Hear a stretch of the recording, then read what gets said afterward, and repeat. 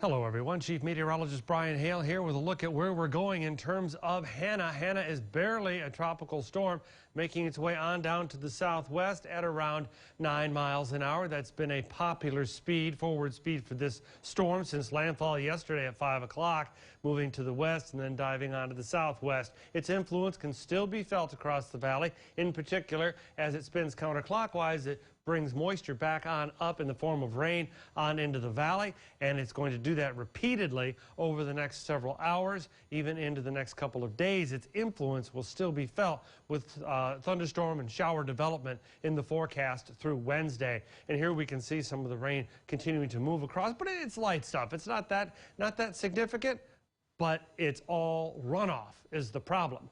Pretty much everything that's falling out of the sky now is runoff. The ground is pretty much soaked from one end of the valley to the other.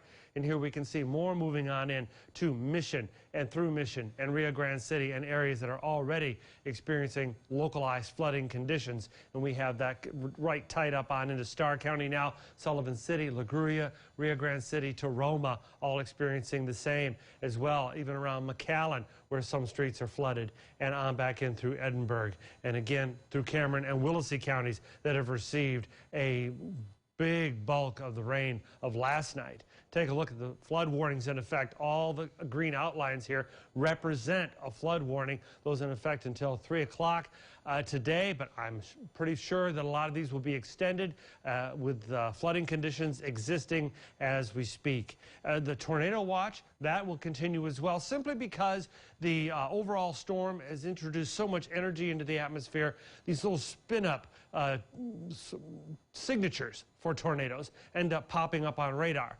So we've seen that several times today where we've had tornado warnings issued, but it's nothing more than just a little signature on the radar. But the National Weather Service is beholden to pass those on, so we pass them on to you. So the tornado watch, while it looks bad, is not as bad as it looks. It's just basically telling us that we could have more of those little signature, tornado signature spots showing up in some of this activity. Here we have anywhere from 4 to 12, 17 inches of rainfall across parts of Cameron and Willacy and back in through Hidalgo County. Near Elsa, 10 inches. San Benito, only 4.5. And Port Isabel, near the Port of Brownsville, almost 7 inches. And then on back into, oh wow, yeah, near Arroyo City and west of Arroyo City, 17 inches of rain. Oof, that's a lot of water. That's like, you know, Hurricane Dolly kind of water almost. Dolly did about 24 to 26 inches at its worst. Now you can see that the storm is well southwest of us now, and it's barely a tropical storm. Forecast to continue moving on down and away into the mountains. But still, even though it's down in the mountains, its counterclockwise flow will help send off little bursts of energy on through our atmosphere, and those will spark off thunderstorm activity here and there. Just pop, pop, pop. So expect for the next, as I said, 2 or 3 days, really through Wednesday, we'll more than likely have elevated thunderstorm activity, or at least elevated rain shower activity across the Rio Grande Valley as a result. So the floodwaters will continue to be an issue for several days. Even though they may recede, the ground will still be sopping wet.